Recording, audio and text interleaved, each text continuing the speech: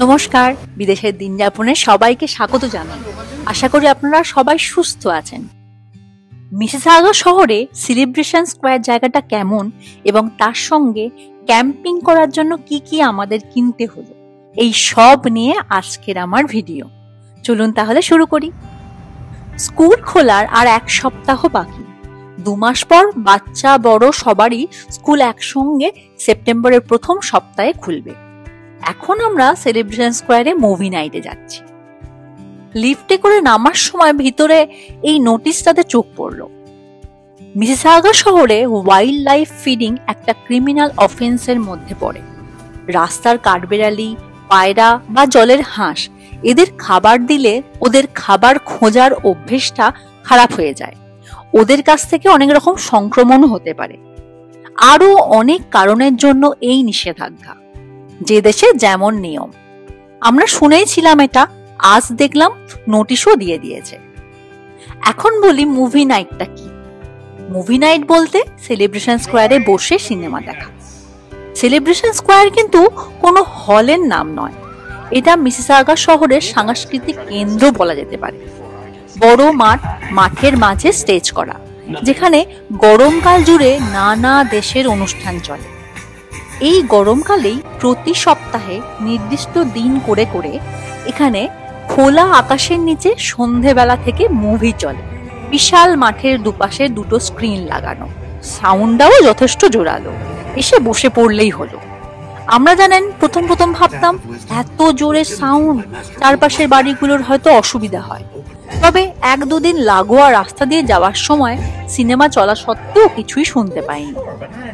ছোটবেলার গল্পে বা সিনেমায় দেখেছি যেমন, রাতের বেলা ফাঁকা মাঠে খোলা আকাশের নিচে পর্দা লাগিয়ে সিনেমা দেখা, সেই রকমই একটা অভিজ্ঞতা।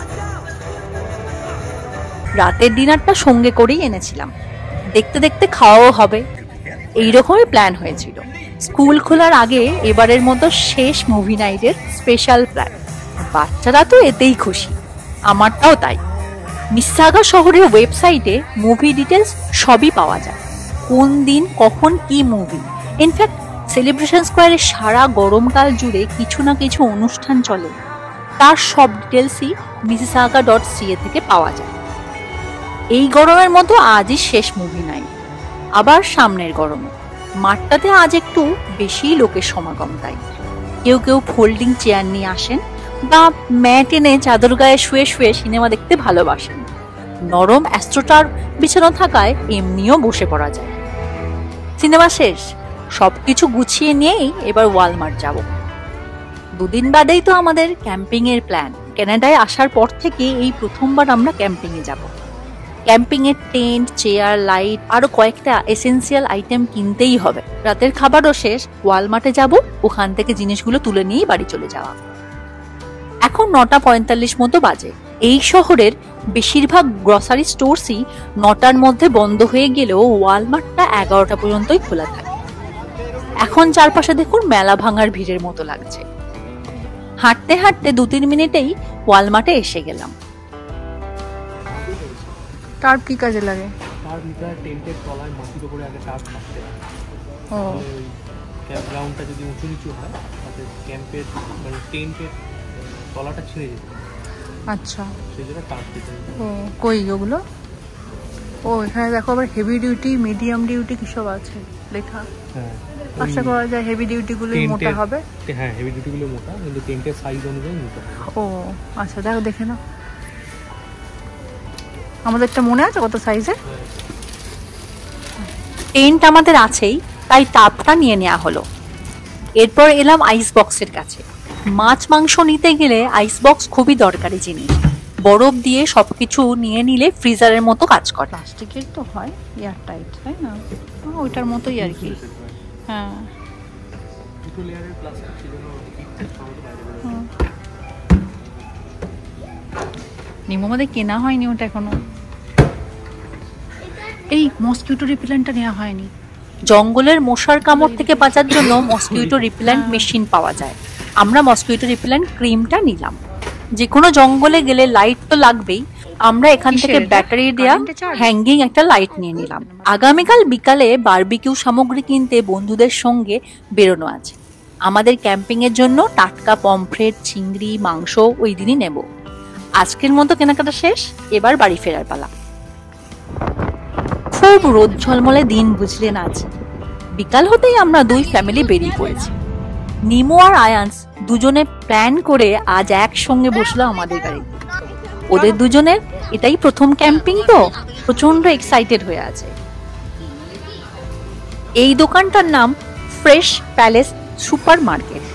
এটা একটা চাইনিজ দোকান নামেই পরিচিত। কালকের সব ননভেজ আইটেমগুলো আমরা এখান থেকেই নিয়ে নেব। এই দোকানটা থেকে মাঝে মাঝে আমরা কলমি শাক, পুঁই শাক এইসব কিনি, খুবই টাটকা থাকে। ক্যাম্প সাইটের বুকিং আগামীকাল শনিবার দুপুর 2টো থেকে রবিবার 2টো পর্যন্ত। টাটকা মাছ মাংসগুলো আজ নিয়েই নেওয়া হলো, ম্যারিনেট করে সঙ্গে নিয়ে নেওয়া হবে, ওখানে গিয়ে পুড়িয়ে খাওয়া। আমরা এই দোকান থেকে বেরিয়েই পাশেই ডলারোমা আছে চলে এলাম। থালা, গ্লাস, চামচ এবং আরো যে সমস্ত ইউজ অ্যান্ড থ্রো জিনিসগুলো আমরা এখান থেকেই ভালো পেয়ে যাই।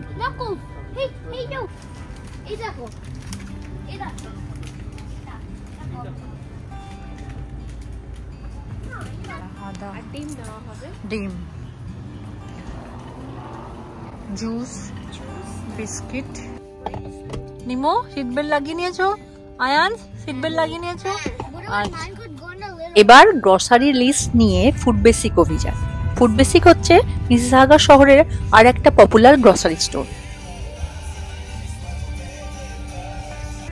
এখানে করতে করতে 8:30 প্রায় বেজেই গেল।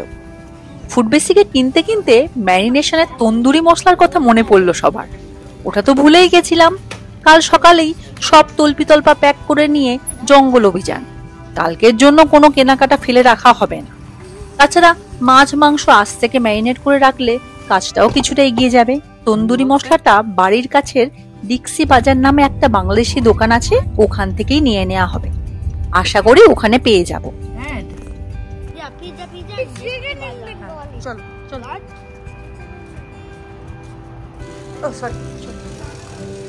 এরা কি করছে এখনো? পেয়েও গেলাম এখান থেকে। আমরা সবাই খুব খুশি। বাচ্চা এবং সবার যৌথ প্রচেষ্টায় আমরা এক বিকালেই ফর্দমাফিক ক্যাম্পিং এর সব জিনিস রেডি করে ফেললাম। সবাই এখন খুব টায়ার্ড। আমাদের বাহন এখন বাড়ির রাস্তা ধরেছে। আকাশ ভর্তি কালো মেঘ দেখতে পাচ্ছি।